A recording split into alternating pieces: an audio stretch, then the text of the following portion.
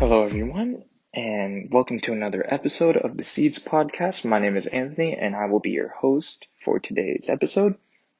This is episode number 3, and today we are going to be talking about keeping the faith in public school. Now, before I do start the video, I would like to encourage you to leave a like, any comments that you have on how this may have helped you, or any comments on just any questions you might have as well. We can definitely try to answer those for you, and definitely subscribe if you would like to see more content or any of the other episodes we have in the Seeds podcast. It would be greatly appreciated. So because we are going to be talking about keeping the faith in public school, there are 2 main topics I want to talk about: the different obstacles a student may face and the different ways to keep the faith strong and live out the Catholic faith in public school. I'm going to start off by talking about the different obstacles. Now, number 1, I feel always tends to come up in discussions about obstacles for Catholic students is peer pressure. Now, I don't know about most families, but with my mom and dad, they're always telling me, don't do drugs, don't do alcohol, don't break the law in any way, because one of the 10 Commandments, if you're a Catholic student, you've at least been exposed to the 10 Commandments at least once or twice in your life. One of the 10 Commandments is to obey your mother and father completely and in everything, right? So we're going to branch out and do a little hypothetical situation to get us started. Say you're going to a high school party, right? You're going to a high school party and one of the cool kids, one of the kids that you think is cool, they're popular, they're the varsity football captain, quarterback, star basketball player, whatever, right? They invite you to come sit down with them. So you go sit down and you see them pull out a bag, and in that bag are drugs, basically. And he invites you, or she, it could be equal opportunity here, he or she invites you to do a line of coke with them.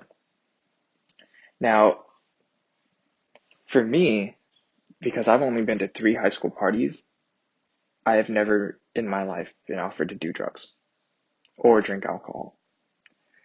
Because 1, I don't go out to many high school parties, though I've only been to about 3. And they were the families that hosted the parties were very, very nice, and they're very good people. But in a general sense, most high school parties will be like the hypothetical situation that I'm listing. So in your mind, you might be thinking, what if my parents find out? What will happen to me if this gets out on social media when I'm trying to apply for jobs, trying to get into different school, like trying to get into college maybe. If all of these things are rushing in your mind at that point in time, it's basically a signal and a warning saying, hey, I need to get away from this, because if those things are running through your mind, it's definitely not good for you. And basically, it's God's way of telling you, hey, as cool as this might seem, there are better things I have planned for you. And so if you listen and you really try to ingrain that in your mind that, hey, this is a bad thing, I shouldn't do this. Even though it sounds really cool and the cool kid, quotations around cool kid, he's trying to get you to do it's not so much the risk. It's not so much of a risk to take if it means losing a potential job, losing a potential scholarship, or maybe even just, you might get expelled from school, if anybody finds out, if it goes out on social media, your parents, trust and everything, all of that, all of those situations should definitely be a factor as to what happens. And so, in a sense, God is calling you to go away from that and, do something else, Like for me, whenever I'm always feeling like I'm in a bad situation, I'll try to pull myself away and I'll do something that I love. Because in a sense, those bad things are actually Satan's way of pulling us into temptation. That's all it is. It's temptation, right? So, definitely peer pressure is very on the top of that list. I did hint at bad influences like drugs and alcohol, but there are other bad influences that can definitely be added to peer pressure, like the pressure to uh, to just do illegal stuff, like I said, alcohol and drugs. Drinking alcohol is underage drinking if you are 17 and under. Which typically is the age group for high school students. Um, but the other ones that I haven't listed are sex, and basically there is one that isn't named very often, but I think it's called branding, or hazing, actually, hazing. There it is. I don't know exactly what it is, but um, hazing, I've heard, is a very painful thing to do, and I really think that if you stay away from that as well, you'll be happy, you know. So gonna move on now to the different ways to keep your faith strong and overcome those obstacles. Um, the first one that I'd like to talk about are faith-based clubs. Now, faith-based clubs, when I'm talking about faith-based clubs, I don't mean like your church's youth group, because that is a good one to get into, and I'll talk about that one in the next way to keep your faith strong. But faith-based club, like in high school, we have a Christian club. At my high school, at least, we have a Christian club. Although it is Christian-based, I still felt welcome and able to talk about my Catholic faith in that club. So definitely faith-based clubs can help you open up about these influences that you might be experiencing or any of the peer pressure going on, and definitely you can get some good spiritual help. Like I said previously, church youth groups. At our church youth group, we tend to have our own little sessions about these type of things, like about the influences, situations, and all that type of stuff, because it's called a youth group, where it all revolves around the youth, our everyday lives, what things we can incorporate from our Catholic faith into our everyday lives. Another way to keep your faith strong in school is prayer. I have many Catholic friends that don't really go to my school, but I do have some Christian friends, and whenever one of us is going through a very tough situation, we'll always get together in a group and we'll pray, and even if you don't have many Catholic friends and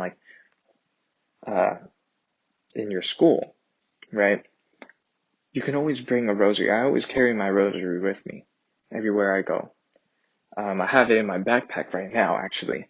Um, I always bring my rosary with me, and when I'm in a tough situation, I'll pull it out and I'll just pray one decade, because as a high school student, I don't really have much time because I'm either busy with schoolwork, with homework, or with school activities going on. So it's very hard to find time for that. But when you do find that little piece of time that you can, definitely do at least one decade of the rosary. If you can do the whole rosary, that's even better, you know.